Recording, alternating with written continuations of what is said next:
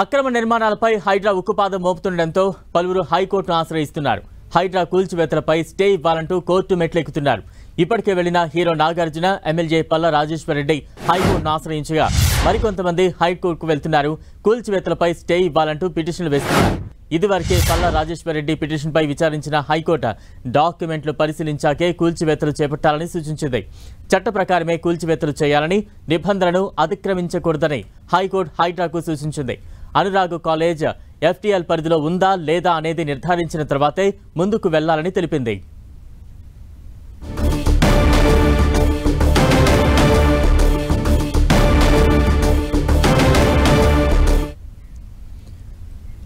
హైడ్రా కూల్చివేతలతో పలువురు హైకోర్టును ఆశ్రయిస్తున్నారు. తాజా అప్డేట్స్ అందించేది మా ప్రతినిధి సునీల్ సిద్ధంగా ఉన్నారు. సునీల్,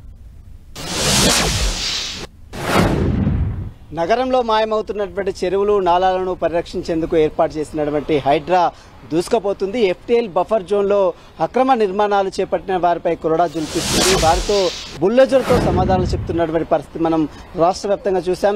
ఇటీవల కాలంలో నగరంలో ఎక్కడ అక్రమ నిర్మాణాలు చేపడితే వెంటనే వాటన్నిటి కూడా ఎలాంటి నోటీసులు ఇవ్వకుండా వాటన్నిటి కూడా కూల్చివేస్తున్నటువంటి హైడ్రాకు సంబంధించిన దానిపై కూడా ఇప్పటికే చాలా పిటిషన్లు హైకోర్టులో దాఖలు కావడం జరిగింది. మొత్తం హైడ్రాకు వ్యతిరేకంగా, అంటే హైడ్రా కూల్చివేతలపై స్టే ఇవ్వాలంటూ కూడా ఇప్పటికే మనం చూసాం.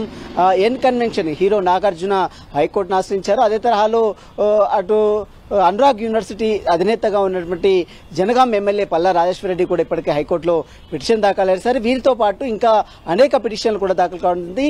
ఇక హైడ్రా కూల్చివేతలకు సంబంధించి దానిపై మరొక వరంగల్ జిల్లాకు చెందినటువంటి 200 పిటిషన్లు కూడా ఇప్పటికే హైకోర్టులో దాఖలు కావడం జరిగింది. మనం చూడొచ్చు, వరంగల్ మున్సిపల్ శాఖ అధికారులు చేపడుతున్నటువంటి చర్యలను సవాల్ చేస్తూ ఇప్పటికే అటు వరంగల్ సంబంధించిన దాదాపు 200 కుటుంబాలు కూడా హైకోర్టుని ఆశ్రయించాయి. ఈ పిటిషన్పై విచారించిన కోర్టు వారందరూ కూడా నోటీసులు ఇచ్చి పూర్తి అన్ని వివరాలు సేకరించిన తర్వాతే దానిపై చర్యలు తీసుకోవాలంటూ కూడా హైకోర్టు ఆదేశాలు జారీ చేసింది. మొత్తం మీద హైడ్రా చేస్తున్నటువంటి కూల్చివేతకు సంబంధించిన దానిపై కూడా చాలా మంది కోర్టును ఆశ్రయిస్తున్నారు. కానీ కోర్టులో మాత్రం ఇప్పటివరకైతే ఎలాంటి రిలీఫ్ రాలేదు. మనం చూడొచ్చు, నాగార్జున పూర్తిగా అన్ని కూల్చివేతలు పూర్తయిన తర్వాతనే హైకోర్టు మధ్యంతర ఉత్తర్వులు జారీ చేసింది, స్టే విధించింది. కానీ అప్పటికే హైడ్రా మొత్తం కూడా కూల్చివేసినటువంటి పరిస్థితి మనం దృశ్యాలు కూడా మనం చూసాం. ఆ తర్వాత పల్లా రాజేశ్వర్ రెడ్డి ఇదే జనగాం ఎమ్మెల్యే అనురాగ్ యూనివర్సిటీ నాదెం చెరువులో అక్రమ నిర్మాణాలు చేపట్టారు. ఎఫ్టీఎల్ బఫర్ జోన్ లో పరిధిలో ఈ యొక్క కాలేజ్ యూనివర్సిటీ నిర్మించారంటూ కూడా పెద్ద ఎత్తున ఫిర్యాదులు రావడంతోనే